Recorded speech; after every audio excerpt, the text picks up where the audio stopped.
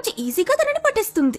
ఇదంతా చూసి వీళ్ళ సేఫ్టీ కోసమే వచ్చానని డైలాగ్ వదిలిన ఆ డేవ్ ఏమో వెనక ముందు చూడకుండా ఎస్కేప్ అయితే చాలని ఆ అమ్మాయిని కాపాడడానికి కూడా ట్రై చేయడు. వదిలితే చాలని జీపెక్కి చెక్కిస్తాడు. బట్ ఆఫ్ కోర్స్ ఇతను అంత ఈజీగా ఎస్కేప్ అవ్వలేడు. స్పీడ్ గా డ్రైవ్ చేసుకుంటూ వెళ్తూ తీరా చూస్తే ఆ కిల్లర్ క్యాంగ్రూ ఇతని వెంట పడుతూ ఉంటుంది. చచ్చండ్రా నేను అంటూ భయంలో ఇతను స్పీడ్ పెంచితే చంపుతాండ్రా నిన్ను అన్నట్టు అది ఓవర్టేక్ చేసుకుంటూ మరి వచ్చి ఇతని బండిని గుద్దేయడంతో ఇతను బ్యాలెన్స్ తప్పి జీప్ స్ట్రైట్ గా తీసుకువెళ్లి ఒక చెట్టుకు గుద్ది యాక్సిడెంట్ చేసేస్తాడు.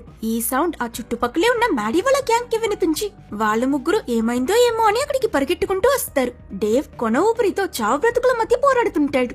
మ్యాడీ ఇంకా డోనా అతన్ని చూసి ఏం లేదు డేవ్ నీకేం కాదని చెప్తూ ఉన్నప్పుడే అతను వీళ్ళ చేతుల్లో కళ్ళు మూస్తాడు. ఆల్రెడీ గిల్టీగా ఫీల్ అవుతున్న మ్యాడీ ఈ చావుతో మరింత ఎమోషనల్ గా డిస్టర్బ్ అయిపోతుంది. ఈ టౌన్ పోలీస్ గా అందరి సేఫ్టీ నా బాధ్యత, కానీ నేనే పని సరిగ్గా చేయలేకపోతున్నాను. నాన్నలాని అందరూ నా అజాగ్రత్త వల్లే చనిపోతున్నారు కదా అని ఏడుస్తుంది. తను పాస్ట్ గుర్తు తెచ్చుకుని కుమిలిపోవడం చూసిన స్కిమిటీ